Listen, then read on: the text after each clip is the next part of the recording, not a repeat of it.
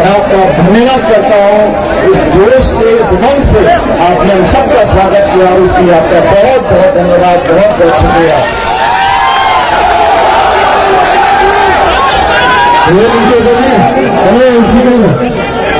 नीचे करना दोस्तों, अभी मैं जब लोगों के नाम ले रहा था, शांति से 10 मिनट मेरी बात सुन लो।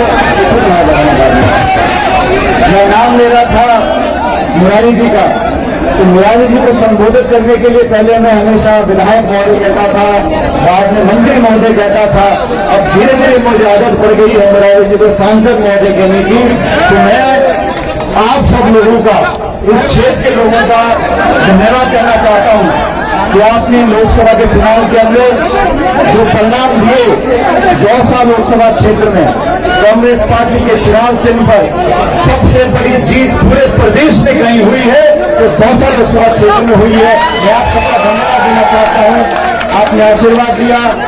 अजय लाल जी उपचुनाव में विधायक बने, दोबारा विधायक बने, मंत्री बने और आज सांसद। संजना जी 400-500 वोट से चुनाव हार गई, लेकिन जनता ने आशीर्वाद दिया, आज वो सांसद बनी। ये सब हमारे साथी जो आपके बीच में आज आए हैं, इन सब लोगों को जनता का असीम प्रेम और आशीर्वाद मिला है। आप सबका सहयोग, आपका स्नेह और आपका आशीर्वाद हम सबकी बहुत बड़ी ताकत है। और मैं जब इस क्षेत्र में आ रहा था, रास्ते में सैकड़ों जगह आप सब लोगों ने रोका, अभिनंदन किया, स्वागत किया। आज एक शहीद की मूर्ति का हमने अनावरण किया, उनको भी मैं नमन करता हूं। और आप लोगों से इतना कहना चाहता हूं, ये जो यहाँ हमारे नौजवान साथी खड़े हैं, इतना जोश, इतनी गर्मी में, इतनी उमस में आप लोगों का जो उत्साह है तो हमें बहुत उम्मीद देता है, बहुत ताकत देता है। लेकिन जो बात मन से सभी लोगों ने कही, मैं भी दोहराना चाहता हूं।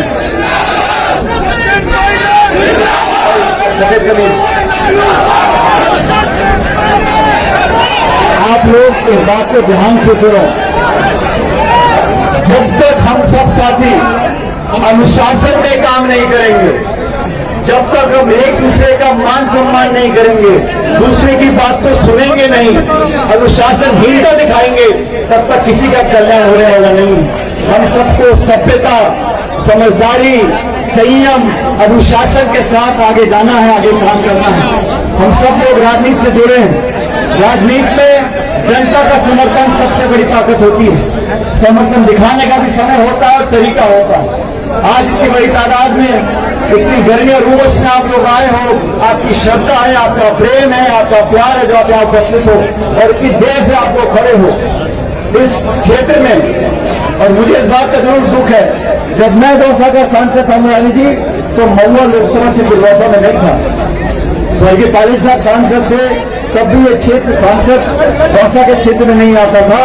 लेकिन आप लोगों ने इस क्षेत्र में बहुत ताकत दी है। जीवन में अनेक उतार चढ़ाव आते हैं, अच्छा समय आता है, बुरा समय आता है, लेकिन यहाँ के लोगों ने, 36 कौम के लोगों ने हम सबको हमेशा ताकत देने का काम किया, आशीर्वाद देने का काम किया और सम्मान देने का काम किया। जब समय अच्छा होता है, जब तारे बुलंद होते हैं, तो पूरी दुनिया आती है, सब आ जाते हैं। जब बुरा समय आता है, कठिनाई आती है, चुनौती आती है, तब जो लोग साथ खड़े होते हैं वही अपने होते हैं, वही सच्चे होते हैं। और हम सब लोग जहां मंच पर बैठे हैं, हमको जिम्मेदारियां दी हैं। मैं मेरी पार्टी में महासचिव के रूप में काम कर रहा हूं और मुझे एक दूसरे राज्य की जिम्मेदारी दी हुई है, छत्तीसगढ़ की। वहां पर पार्टी के लिए पूरी जी जान से लगा हुआ हूं। लेकिन आप लोग फिक्र मत करो, राजस्थान की जनता के बीच में रहकर आपके सारे काम करवाने का काम हम लोग करेंगे। सबसे बड़ा खेद है, सरकार बनती है जनता के वोट से।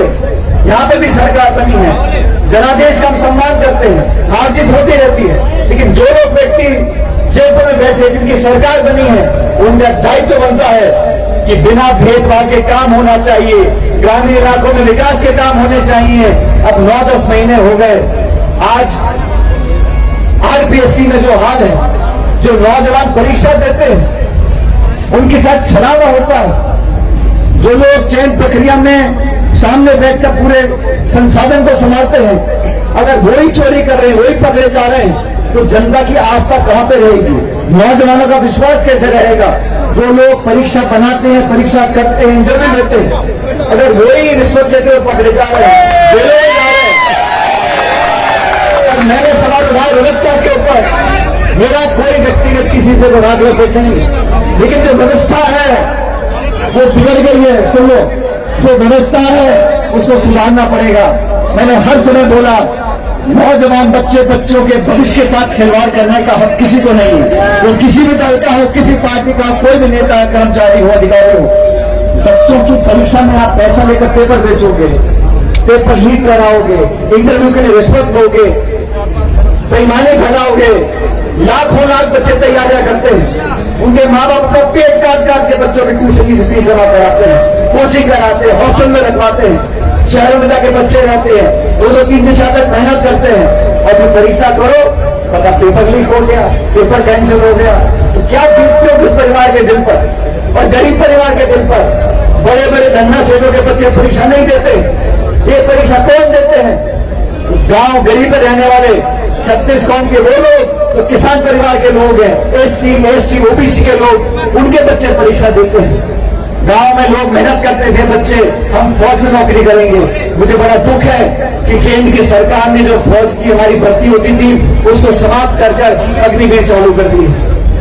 आज जो केंद्र में सत्ता में बैठे हैं, 10 साल तो राज कर लिया, 5 साल और करना चाह रहे हैं। पूरे कितने? 15 साल। तो खुद के लिए तो 15 साल, और जो 17-18 साल का बच्चा फौज में उसके लिए 4 साल, उसके लिए 4 साल। ये कहां का न्याय है? फौज हमारे देश की सबसे प्रतिष्ठित संस्था है, उसकी काबिलियत, उसकी जाबाजी पर कोई शक नहीं कर सकता। हमारा फौजी देश का दुनिया में सबसे नंबर 1 का फौजी है। मैं फौजी परिवार से आता हूं, मेरे दादा, मेरे पिताजी ने फौज में सेवा करी है, मैं भी फौज में काम करता हूं। लेकिन बच्चों के साथ आप धोखा करना चाहते हो, फौज की सारी भर्ती बंद कर दी और क्या अग्निवीर बन जाओ, और 50 से क्या करेंगे? फिर वो 22 साल में रिटायर हो जाएगा 21 साल में।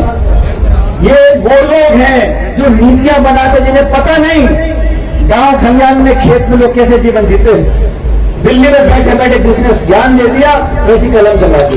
तो कृपया करके मैं तो धन्यवाद देना चाहता हूँ राजस्थान के इस पूरे क्षेत्र के लोगों ने, चाहे भरतपुर जौनपुर हो, चाहे टोंक माधोपुर हो, चाहे दौसा हो, आप सबने भारी बहुमत के साथ हमारे उम्मीदवार को जिताकर भेजा।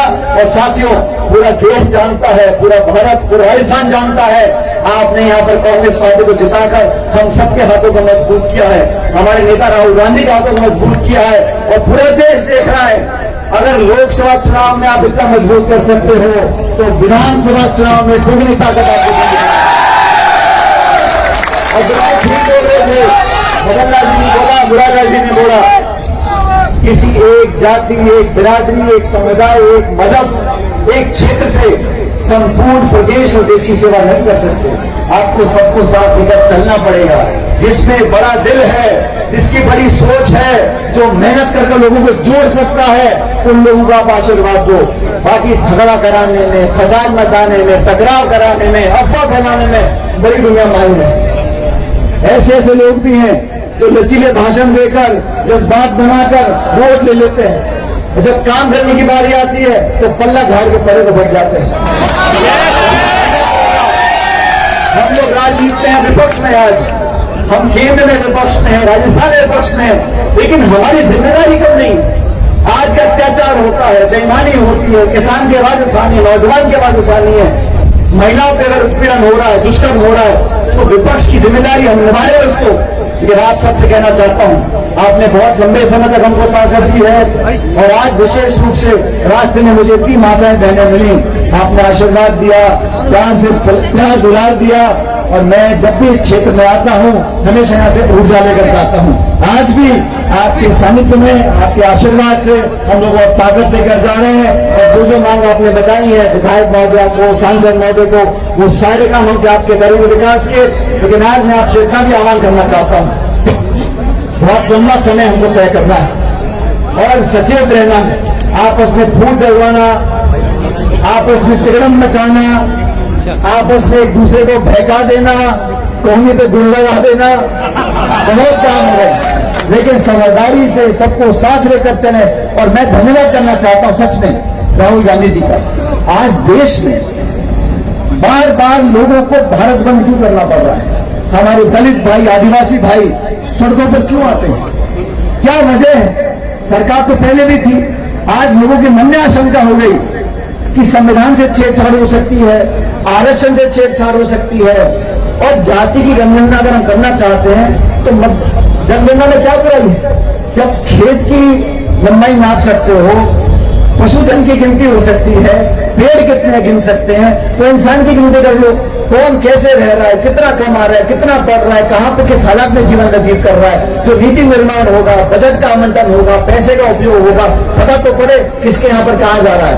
तो असलियत सामने लाने के लिए जो वंचित वर्ग है, जो गांव में 1.5-2 बीघे में खेती कर रहे हैं, वो लोग किसी जाति बिरादरी के हों, उनकी आर्थिक दशा को सुधारने के लिए ये जनगणना बहुत जरूरी है। जनगणना होगी, तथ्य सामने आएगा तो न्याय होगा। और जैसा मन से बोला गया, स्वर्गीय पायलट साहब भी बोलते थे, और इस बात में आज भी उतना ही दम है। गरीब और किसान के बच्चे बच्चियां जो सरकारी स्कूलों में पढ़ते हैं, संसाधन नहीं, फिर भी पढ़ाई करते हैं, वो बच्चे अगर पढ़ लिख लेंगे, मेहनत करेंगे, परीक्षा पास करके बड़े बड़े अधिकारी बनेंगे, प्रधान बनेंगे, कलेक्टर बनेंगे, एमपी बनेंगे, सांसद बनेंगे, एसपी बनेंगे, अपने आप क्षेत्र का विकास होगा। तो कृपया करके शिक्षा पर जोर दें, ईमानदारी और मेहनत से अपने परिवार को आगे लेकर जाएं। और आपने जिस एकजुटता का आज परिचय दिया, हम सब साथियों का मान सम्मान किया, उसके लिए मैं आपका पुनः आभार व्यक्त करता हूं और आपको विश्वास दिलाता हूं हम सब साथी आपकी एक पुकार पर आपके बीच में खड़े रहेंगे, आपके दुख सुख के भागीदार बनेंगे। और आपसे कहना चाहता हूं, आप लोग भी अपना रास्ता मजबूती से पकड़ के रखें।